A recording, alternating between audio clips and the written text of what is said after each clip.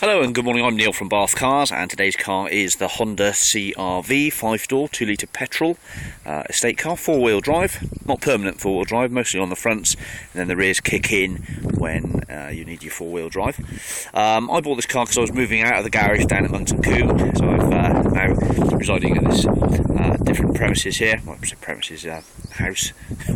It's not a commercial bit, enterprise any longer, but this was bought to move house with. It did the job very well with the rear seats down. There's loads of space in it. It's got the front fog lights on the front there. It's got the headlight washers. The windscreen's in really nice order. The paintwork's not too bad. Little rust bludge on the front leading edge of the bonnet. The car starts and drives and runs really well. I put a new MOT on it till February the 8th, 2016.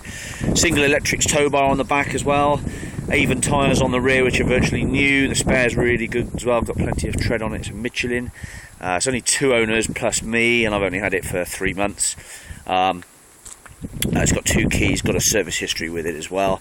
There's a slight knock that comes out the front here, which I think is the top of the strut, but it didn't fail its MOT or even got mentioned as an advisory, but it does make a little bit of clonking, only under braking. Had a new ball joint fitted for the MOT. Car starts and runs really well. Everything works except the passenger window, which is a little bit slow. It sometimes does stick, you've got to help it up, but it does. You've got 3 other windows and an electric sunroof as well. So full-blown electric sunroof. This one's got the rear spoiler with a little chrome insert in the back there. The tailgate opens in a dual format. Glass pings up and the door then swings open. I'll show you that in a second.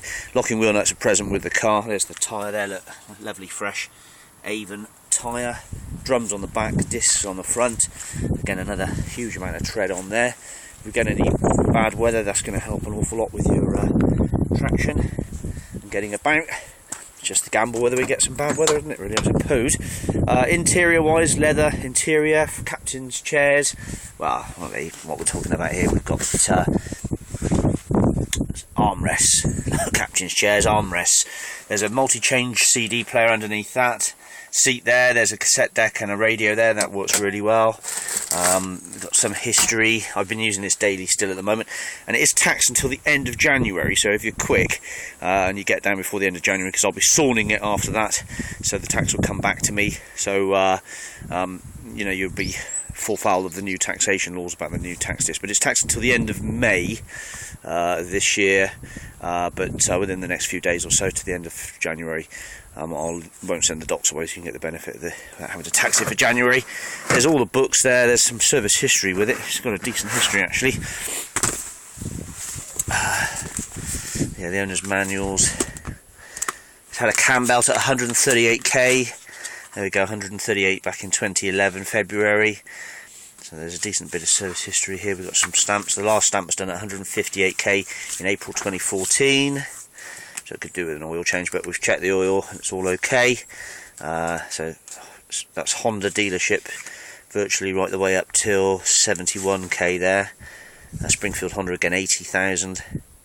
Bristol Motor Company at 87, I think they would have retailed it. So it's decent history, 2 keys with it.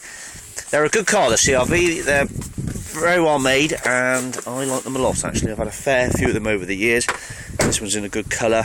There is a little bit of shoddiness around this area here. The bumper's discoloured and has come adrift, and someone's siliconed it in, but so it's not the best of areas in that quarter there, but not that bad at all. There's a crease in the door just here, which hasn't broken the paint, but as you can see, just detracts slightly. She's 14-15 years old now, I suppose, so you're going to have to expect that.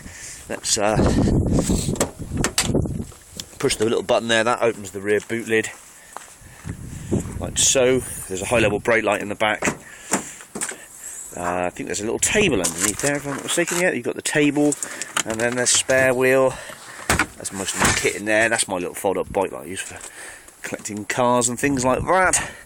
Obviously that doesn't come with it, but the seats all come up nicely and split in a 60-40 folding fashion, and it's practically flat, so you get a huge space in the back here, almost fan-like.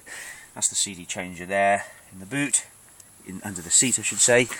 Pockets under the behind the back seats on both sides. It's got remote locking as well. I think there's only just one fob, but that works well. Electric mirrors. Start her up for you. So 165,422 miles. Everything goes out as it should, lights wise, etc. The heater works brilliantly. The aircon clicks in because I had that gassed. And brakes, clutch, just as you'd expect really. I think I put some new wipers on, I can't remember, but the washers and wipers all clear really well. The rear wiper works as well. Okay, the electric sunroof works fine. Courtesy lights are all okay there. Alright, mirrors. Had a cam belt, the engine's not knocking or making any horrible noises. So I would say, all in all, pretty decent car. The usual problem with the rear diff, needs new fluids. When you're on really full lock, the diff makes a noise, but it doesn't hurt unless you're only on really full lock. I should imagine if you're towing as well, it wouldn't help matters, but all it is just some clutch fluid that needs replacing, about 10 or a litre. It's not low, it just gets moisture in it. It's all well documented all over the net, dead easy to fix. Right, hopefully I haven't left anything else out. I should imagine getting pretty bored now if you're not looking for this car, but if you want to buy a little Honda CR-V, four-wheel drive car, well thought of. I prefer this shape actually to the shape that followed in 2001. Still looks a damn sight better, I think, than the newer one. Looks a bit sad, but there we go. Thanks for watching, bye bye.